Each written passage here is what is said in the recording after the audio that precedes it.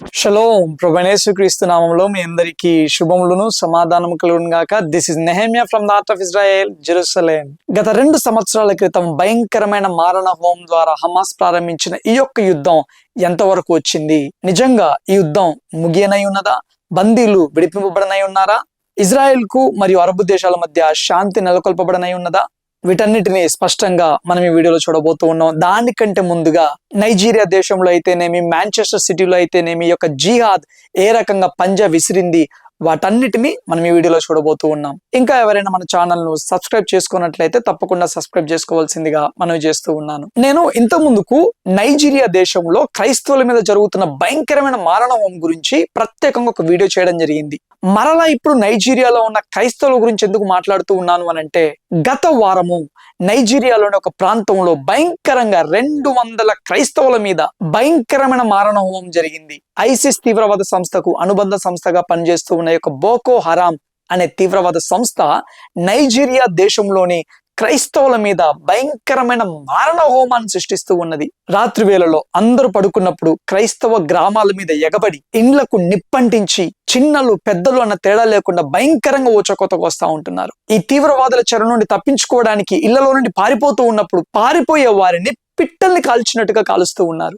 Just గత వారమే దాదాపు 200 మంది క్రైస్తవులని ఈ యొక్క తీవ్రవాద సంస్థలు హతమార్చడం జరిగింది.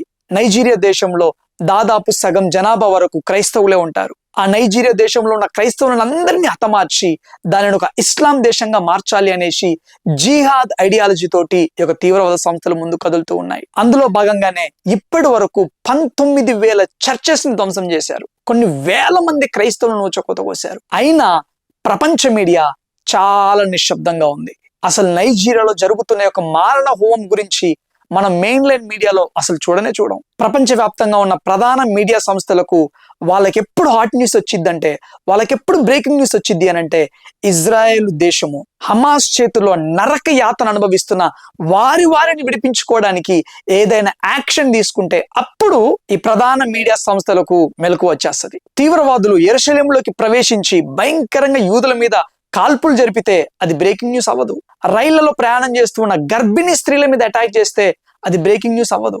హమాస్ చేతిలో గత 2 సంవత్సరాలుగా నరక యాతన అనుభవిస్తూ ఉన్న ఈ యొక్క బందీల గురించి మాట్లాడితే అది బ్రేకింగ్ న్యూస్ అవ్వదు. ఇజ్రాయెల్ దేశం తమ వారిని విడిపించుకోవడానికి గాజాలో చిన్న అటాక్ చేసినా కానీ అది బ్రేకింగ్ న్యూస్ అవుతుంది. దయచేసి గమనించండి, నైజీరియా దేశంలో మన తోటి సహోదరులు భయంకరమైన హింసకు గురవుతా ఉంటున్నారు. నిజంగా గత వారం మీరు ఈ యొక్క ఫేస్బుక్ లో, ఇన్స్టాగ్రామ్ లో కొన్ని వీడియోస్ చూసే ఉంటారు. ఆ నైజీరియా దేశంలో మందిరము కాల్చివేయబడినా గానీ ఆ కాల్చివేయబడిన మందిరములోనే ఆదివారం రోజు ఆరాధనలు చేస్తూ దేవుని వారు మయపరచడం జరిగింది. సో కాబట్టి భయంకరమైన పర్సిక్యూషన్ కు, హింసకు గురవుతున్న తోటి సహోదరుల గురించి మనం ప్రార్థన చేద్దాము. వారి విశ్వాసంలో సన్నగిల్లిపోకుండా ఖడ్గమైనను మరణమైనను అంతము వరకు క్రీస్తు కొరకు వారు నమ్మకంగా ఉండడానికి వారి కొరకు మనం అందరము ప్రార్థన చేయవలసిన అవసరత ఎంతైనా ఉన్నది.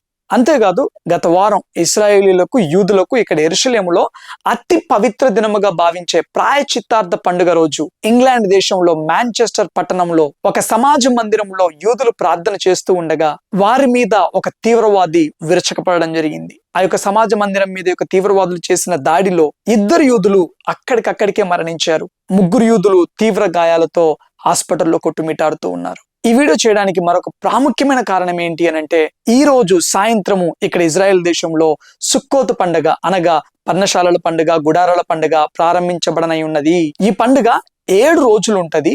ఈ పండుగ వేళలో ప్రపంచవ్యాప్తంగా ఉన్న యూదులు ప్రత్యేక ప్రార్థనలు నిర్వహిస్తూ ఉంటారు ఆ యొక్క సమాజ మందిరాలలో. సో దయచేసి వీరి యొక్క క్షేమం నిమిత్తము మనం అందరము ప్రార్థన చేయవలసిన అవసరత ఎంతైనా ఉన్నది. ఎందుకు అనంటే, ఎక్కడ యూదులు కనిపిస్తే అక్కడ భయంకరంగా వారి మీద దాడులు చేస్తూ ఉన్నారు. సో వారి క్షేమం నిమిత్తం మనం అందరం ప్రార్థన చేద్దాం. యాక్చువల్ గా ఈ యొక్క పండుగల గురించి వాక్యానుసారంగా లోతైన వివరణను నేను మీకు ఇద్దాం అనుకున్నాను, కానీ ఈసారి కుదరలేదు. బట్ నెక్స్ట్ టైం తప్పకుండా ఈ సంగతులన్నింటినీ నేను మీ ముందుకు తీసుకొని వస్తాను.